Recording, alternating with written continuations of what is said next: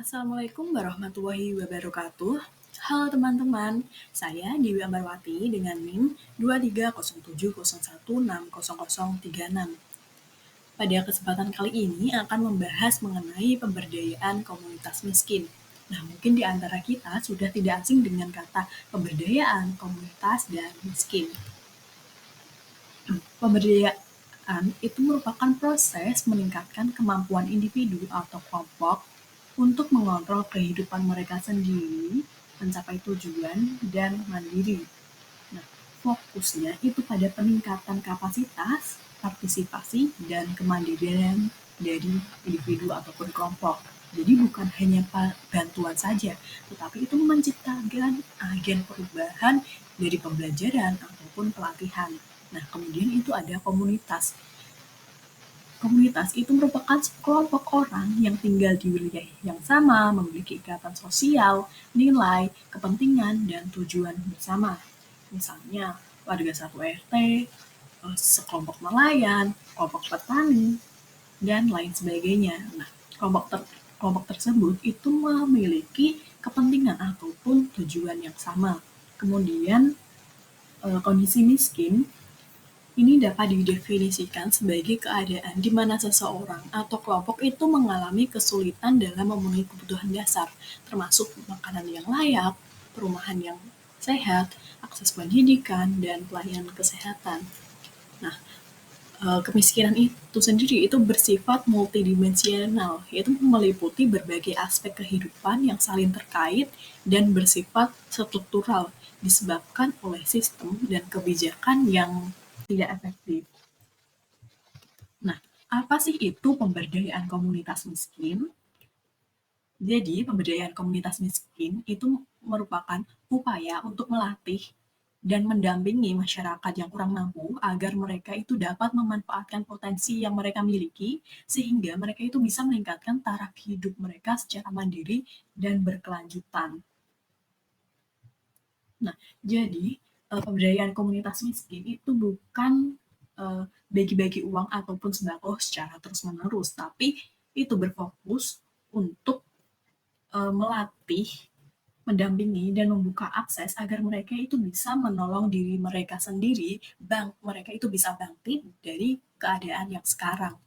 Nah, adapun prinsip-prinsip pemberdayaan komunitas itu yang pertama dari bawah. Nah, program itu harus bersumber dari kebutuhan dan aspirasi masyarakat sendiri, bukan berdasarkan asumsi atau keinginan pihak luar. Nah, pemberdayaan itu harus sesuai apa sih yang dibutuhkan oleh komunitas yang akan diberdayakan, bukan dari seseorang yang ingin memberdayakan komunitas tersebut. Nah, yang kedua itu ada enabling, yaitu memungkinkan, di mana menciptakan kondisi dan kesempatan agar masyarakat itu bisa mengembangkan potensinya. Nah, fokusnya itu pada menyediakan akses, membuka peluang. Misalnya, meminjamkan modal kepada petani ataupun membangun jalan desa ke pasar agar memudahkan kegiatan mereka. Nah, yang ketiga itu ada empowering, yaitu memperkuat kemampuan masyarakat yang sudah ada dengan meningkatkan pengetahuan dan mengembangkan keterampilan mereka. Memperkuat kapasitas masyarakat itu bisa melalui pembelajaran ataupun pelatihan. Misalnya, sekelompok ibu-ibu itu mendapatkan pelatihan membuat kerupuk dari ikan laut. Nah, sekarang ibu-ibu itu punya usaha sendiri, jadi tidak hanya menjual ikan mentah. Prinsip yang keempat itu partisipasi. Masyarakat terlibat aktif dalam setiap tahapan, mulai dari perencanaan, pelaksanaan, hingga evaluasi. Jadi, warga itu diajak urun rembuk di awal sampai evaluasi program. Nah, hasilnya semua itu merasa bahwa mereka punya program karena dari awal itu mereka sudah diajak. Selanjutnya ada berkelanjutan atau sustainable. Jadi, program itu dirancang untuk terus berjalan meskipun bantuan dari luar itu telah berakhir. Misalnya, dibentuknya kelompok koperasi yang dikelola warga sendiri. Nah, jadi itu koperasi tersebut karena dikelola oleh masyarakat bisa berjalan berkelanjutan. Kemudian menghargai kearifan lokal. Pemberdayaan komunitas miskin itu harus mengidentifikasi dan memanfaatkan potensi budaya setempat. Jadi misalnya kayak budaya setempat itu menanam padi. Jadi mereka dikasih ilmu yang lebih modern sehingga hasil panen itu bisa meningkat tanpa merusak alam. Nah, kemudian pemberdayaan bukan bantuan. Seperti analogi itu berikan kail bukan ikan. Jadi memberikan kail itu dengan cara mengajari memancing, bukan hanya sekedar memberi ikan.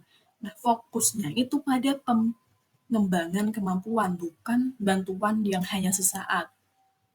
Misalnya warga itu dikasih pelatihan atau modal, jadi bukan uang ataupun sembako sehingga hasil usaha itu bisa tetap jalan karena mereka itu memiliki pelatihan sehingga mereka memiliki pengetahuan. Nah, tahapan pemberdayaan komunitas miskin yang pertama itu ada persiapan, di mana itu fasilitator membangun kepercayaan dengan komunitas, kemudian melakukan sosialisasi mengenai pemberdayaan, dan membentuk kelompok warga yang solid untuk bertindak bersama. Yang kedua ada asesmen partisipasi, yaitu pemetaan kebutuhan dan potensi, di mana komunitas itu didampingi oleh fasilitator menjadi pelaku utama dalam mengidentifikasi masalah, kebutuhan, dan potensi serta sumber daya lokal yang dimiliki oleh kelompok tersebut, bisa melalui diskusi kelompok atau FGD, kemudian pemetaan sosial ataupun observasi. Nah, misalnya ada masalah hasil tangkapan ikan itu berlebih, sering busuk, terus harga jualnya rendah. Nah, potensi yang ada itu eh, masyarakat memiliki keterampilan dalam pengasapan ikan dan mereka itu memiliki sumber daya gadget untuk pemasaran digital. Tahapan yang ketiga itu ada perencanaan yang partisipasif, yaitu menyusun rencana aksi nyata yang telah disepakati bersama berdasarkan hasil asesmen sebelumnya. Mereka itu menetapkan prioritas, masalah mana yang akan diselesaikan lebih dahulu, tujuannya, strategi, sasaran, penanggung jawabnya, waktu, dan sumber daya yang dibutuhkan. Nah, rencana ini itu harus realistis dan sesuai dengan komunitas. Tahapan yang keempat itu mobilisasi sumber daya. Jadi, komunitas itu mengidentifikasi dan mengumpulkan sumber daya baik dari dalam misalnya iuran bahan baku lokal maupun dari luar. Nah, peran fasilitator itu untuk mendukung dan mendampingi serta memberikan pelatihan. Misalnya, cara membuat abon yang higienis yang tahan lama itu seperti apa. Terus dalam hal manajerial mengajarkan pencatatan keuangannya itu seperti apa. Tahapan yang kelima ada implementasi. Nah, tahap ini itu merupakan tahap aksi nyata. Jadi, komunitas itu melaksanakan rencana aksi yang telah mereka buat secara mandiri dengan pendampingan fasilitator. Misalnya, memproduksi abon ikan 3 kali seminggu. Nah, fasilitator itu hanya memantau dan memberikan masukan saat diperlukan. Tahapan selanjutnya itu ada pemantauan dan evaluasi partisipasi. Jadi, komunitas itu terlibat aktif dalam memantau perkembangan kegiatan dan mengevaluasi hasilnya. Jadi, mereka itu bersama-sama membahas uh, seperti pertanyaan, apakah tujuan itu telah tercapai, apa kendalanya, apa yang berhasil, dan apa yang tidak, serta apa yang dapat dipelajari.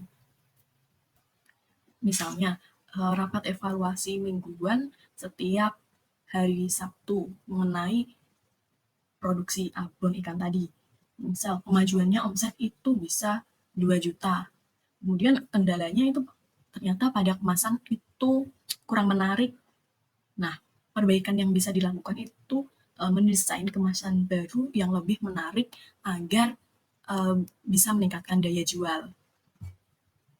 Nah, dari semua itu ada tantangan dalam pemberdayaan komunitas miskin, yaitu pendekatan yang top down, yaitu program yang dirancang itu tanpa melibatkan masyarakat.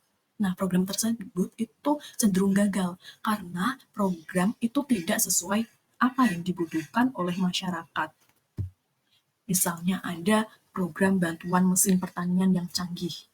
Nah, tapi hal tersebut itu tidak diberikan dengan adanya pelatihan yang memadai dan tanpa mempertimbangkan ketersediaan suku cadang atau biaya perawatan alat tersebut, dan akhirnya alat tersebut terbengkalai. Dan tantangan yang kedua itu ada ketergantungan. Jadi mentalitas yang penting terima bantuan itu kadang masih kuat sehingga dapat menghambat kemandirian. Nah, kadang masyarakat itu malah pasif menunggu bantuan, bukan aktif untuk berubah. Komunitas itu malah terbiasa menjadi penerima yang pasif dan menunggu bantuan, alih-alih mereka itu menjadi pelaku aktif yang mengupayakan perubahan untuk diri mereka sendiri. Selanjutnya ada Unity of Science. Potongan Quran Surat Al-Ma'idah ayat 2 yang artinya, tolong menolonglah kamu dalam mengerjakan kebaikan dan takwa, dan jangan tolong menolong dalam berbuat dosa dan permusuhan, bertakwalah kepada Allah, sesungguhnya Allah amat berat siksanya. Jadi, potongan ayat ini itu mendorong sikap saling membantu di antara sesama manusia, khususnya dalam hal kebaikan dan ketakwaan. Nah, dalam pemberdayaan komunitas miskin ini, hal ini berarti berkolaborasi antara berbagai pihak pemerintah, masyarakat, ataupun organisasi serta individu untuk melakukan upaya-upaya yang mendukung perbaikan kondisi sosial dan ekonomi masyarakat miskin secara bersama-sama. Nah, pemberdayaan yang bersifat kolektif dan gotong royong itu sesuai prinsip ini karena didasari oleh niat kebaikan dan ketakwaan. Sekian dari saya. Mohon maaf apabila ada kesalahan dalam penyampaian. Terima kasih. Wassalamualaikum warahmatullahi wabarakatuh.